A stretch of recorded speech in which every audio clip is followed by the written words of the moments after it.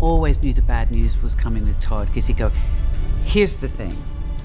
And he said, we're going to lose the orchestra in Dresden, and we have to do all of the conducting first. I do think there's a distinct lack of shame in society at the moment. I think shame is very different to guilt. Guilt is very useless. But nobody expected it to be this brutal. Cate Blanchett just delivered a devastating, quiet revenge against Blake Lively, and Ryan Reynolds in Hollywood is finally paying attention. If someone is poised and respected as Cate has a story about Blake and Ryan, you know, things are much darker behind the scenes than we ever realized, because Blake didn't just undercut Cate's career. She allegedly stole her legacy, threw it in her face, and dared her to react. Cate didn't scream, didn't throw a tantrum. She did something much smarter. She dismantled Blake's game piece by piece. Let's dive into the drama. It's juicier than you think. First, you have to understand Cate Blanchett and Chanel were the perfect match. You know, it's sometimes good to be really simple. I mean, Mathis says this fantastic thing. It's just, you know, don't try and be original. Just be simple. All right. Blake Lively. It's out and about in the UK promoting her Once. Simple Favor, right? Is that the name? Yep. She's out. She's wearing this Chanel head to toe. Avi, here's the look in the runaway. No, they're so pretty. Look at these. They match my outfit. Look at those nails. Wow, aren't they incredible? Those are amazing. I had time for that. I literally did it while at work. It was a little chaotic. It was worse for over a decade. Cate embodied everything. Chanel stands for timeless class, authenticity, and prestige. Chanel wasn't just a paycheck for Cate. It was a creative partnership in 2021. She even signed on for a multi-season campaign featuring a deeply personal short film written by her husband, Andrew Upton. It was minimalist, artistic, powerful, everything Chanel's legacy stood for. Everything was set, contract signed, footage shot, until Blake Lively crashed the party out of nowhere. Blake popped up at a Chanel event head to toe in the brand's new line, without warning, without any public announcement about Cate. Fans were confused. Was Cate out? What happened behind the scenes? Cate's team got blindsided. A quiet call from Chanel. The campaign's direction had changed. Translation, you're out, but that wasn't the worst part. Instead of scrapping Cate's original vision, Chanel's marketing team just slapped some glitter and lipstick on it and gave it to Blake. Same concept, same platform, different face. Even the crew reportedly knew this was wrong. One stylist leaked a message saying, Blake's team offered Chanel a cross-platform deal too. Good to pass up translation. They bought their way in. It didn't stop there. At a major Chanel private dinner in Paris, where Cate had been scheduled to debut her husband's film, Blake was suddenly the guest of honor.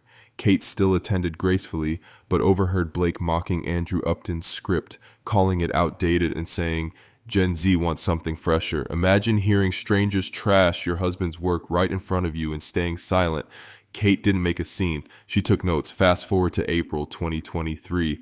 A British fashion magazine accidentally published a feature article written before Cate's firing, praising Cate's creative leadership, highlighting her husband's short film and tying it to Chanel's future. There was an article recently saying that Leighton and I were frenemies. And it's frenemies? Is that the term, frenemies? Yeah, we're friends, but we're also enemies. And it's really strange because they always want to pit women against each other. Yeah, you don't hear about like Penn and Chase hating each other and being jealous and competitive 2 seconds later. But I think I'm just brunette because of the books, and everyone knows blondes are nicer. Anyway, one moment by me. Remember Savannah? It was another promise was, I know, pet monkey. Yeah, Chuck has a matching pet monkey with coordinating outfits. And I was like, I would love to be part of the show, but I can't act with a monkey. And then I got a few of them. I'm just kidding. Come on. It was a joke. Lord have mercy. Your wardrobe, that is important. Very good. Very important. This is wardrobe. This is wardrobe. This was on the return rack. I think it was hers.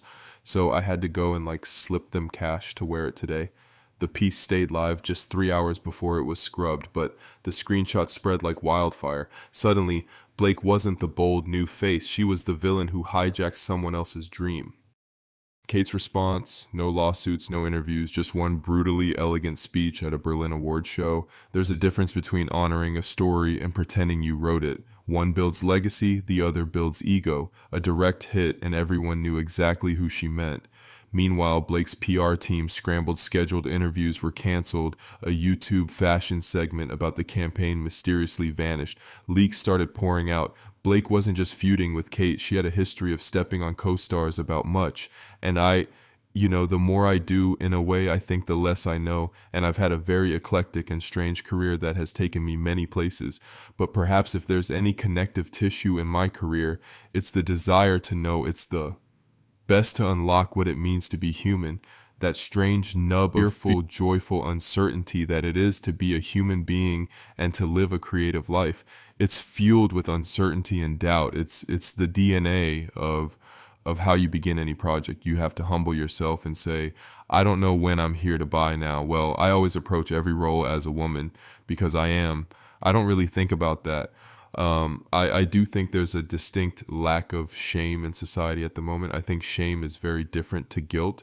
Guilt is a very useless emotion. I don't know what you do with that, but shame and regret and the lessons one can learn from that era, I think, are very powerful. Remember, Gossip Girl Blake and Leighton Mester's frenemy relationship wasn't just media hype.